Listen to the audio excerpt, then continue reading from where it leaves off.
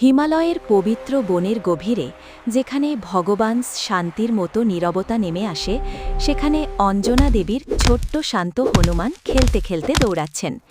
দেবশক্তির ছোঁয়ায় তার চঞ্চলতা সীমাহীন, শক্তি অপরিমেয়। একদিন তিনি দূর থেকে দেখলেন ঋষিদের আশ্রমে আগুন জ্বলছে। ঝলমলে সেই আগুন দেখে তার মনে হলো এ নিশ্চয়ই কোনো জলজলে ফল। আর ভাবতেই যেন কাজ, তিনি লাফিয়ে পড়লেন আশ্রমে। ঋষিরা তখন যজ্ঞে বসেছেন।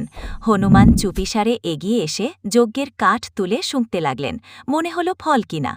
তারপর আচমকা ঋষিদের কামণ্ডুলু তুলে একদিকে ছুড়লেন। আশ্রমের ছাত্ররা তাকে থামাতে ছুটে এলো, কিন্তু হনুমান এত দ্রুত যে তারা ধরতেই পারে না। এক ঋষি গভীর ধ্যানে ছিলেন।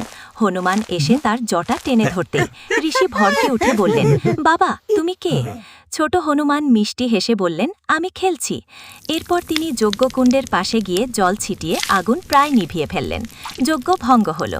ঋষিরা রাগে ভয়ে বিস্ময়ে বললেন, এ বালক সাধারণ নয়, এর শক্তি নিয়ন্ত্রণ না করলে বিপদ।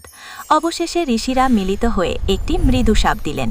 এই বালক তার দেবশক্তির কথা ভুলে থাকবে যতক্ষণ না কেউ তাকে স্মরণ করিয়ে দেয়। হনুমান সাপের কথায় কোনো দুঃখ পেলেন না। তিনি হাসতে হাসতে আবার বনের দিকে দৌড়ে গেলেন। ঋষিরা তাকে যেতে দেখে ভাবলেন, এই চঞ্চল দেববালকই একদিন জগতের সর্বশ্রেষ্ঠ ভক্ত হয়ে উঠবে। ছোট হনুমানজির এই কাহিনীটি ভালো লাগলে ভিডিওটি লাইক করে চ্যানেলটি সাবস্ক্রাইব করবেন আর কমেন্টে লিখবেন, জয় শ্রী হনুমান।